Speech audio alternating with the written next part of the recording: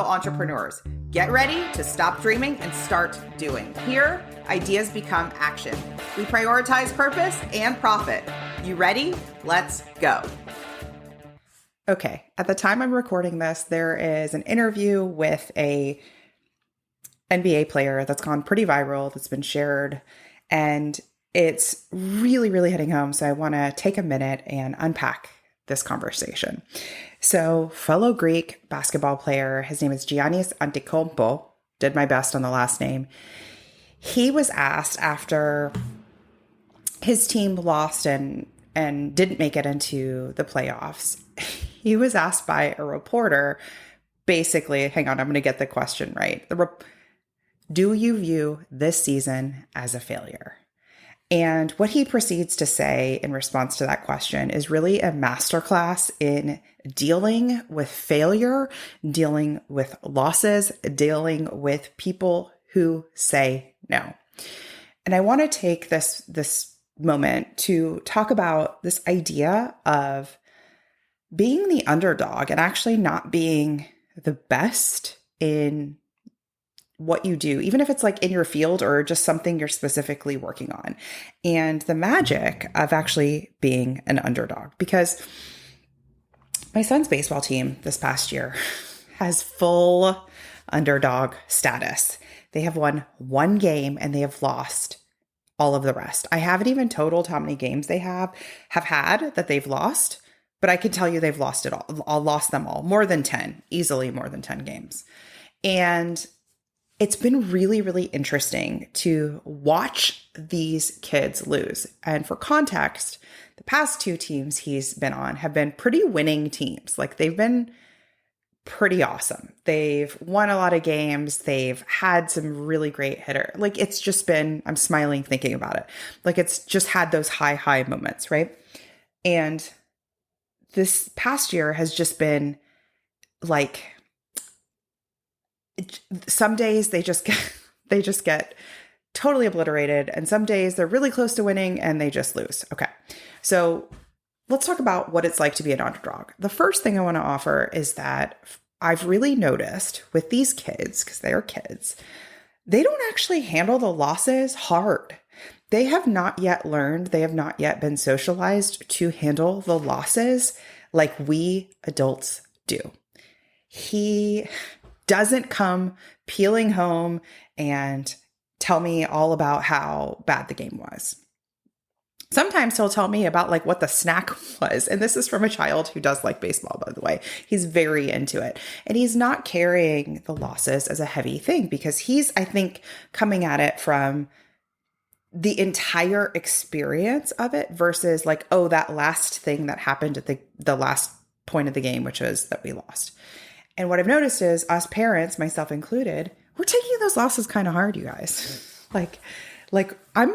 I've found myself this year, I've found myself be more engaged in it and get more fired up in it as we have this underdog status, which is kind of interesting.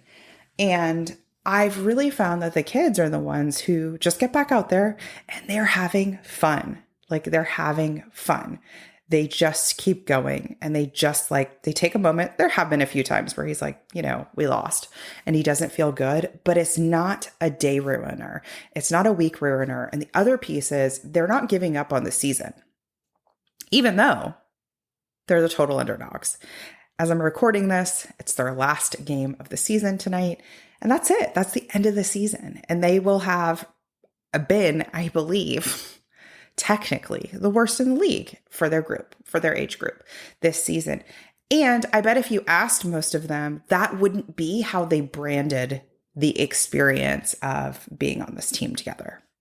So what can we take from them? What can we take from this underdog status? Well, I think that the basketball player Giannis did a really amazing job of breaking it down when that reporter said, do you view the season as a failure? Because they came very close to making it into the playoffs and then didn't. Okay. And what he talks about is this idea of everything is not binary. You don't look and stack up one single game, one single shot, one single piece of content, one single campaign, and have that just absolutely crumble your identity or your success or your ego, right?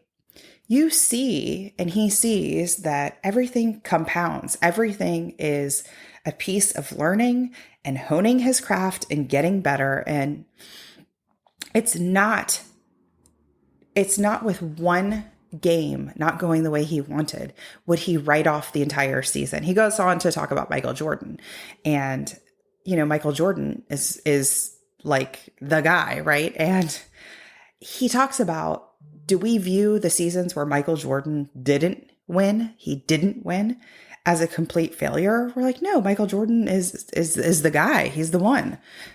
And you have to think about that. Like, somebody said to me recently, whoa, one of my coaching clients, shout out to Jane. She says, I promise I'm not going to ride the highs too high or the lows too low. And I think that fits here of, I'm not going to put my entire identity in the hands of this one donor that says yes, this one client that says yes, this high, right, making it to the playoffs, or this low, a series of losses, a series of an underdog season, a series of something going the way I didn't want it. Because if you're here and listening to this podcast, we want to get you to the place where you're actually enjoying the process. You're enjoying getting out there on the field. You're enjoying hitting the ball. You're enjoying getting better at it. You're building the muscle of asking. You're building the muscle of hearing yeses. You're building that muscle of resourcefulness and resilience.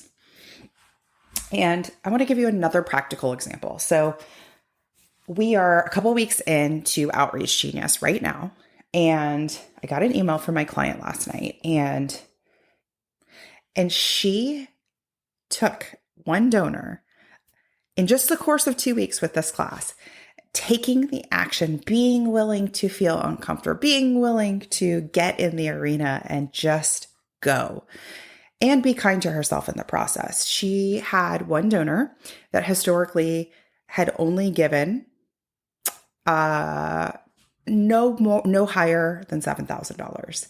And she had a donor conversation this past week and secured a gift of $25,000. And I just want to say, like, two things. One is, that doesn't happen overnight. I would love to say that the wind blew and she made this happen. But I also want to honor the fact that this is something that she has been working on, and what she has been doing has been compounding over time.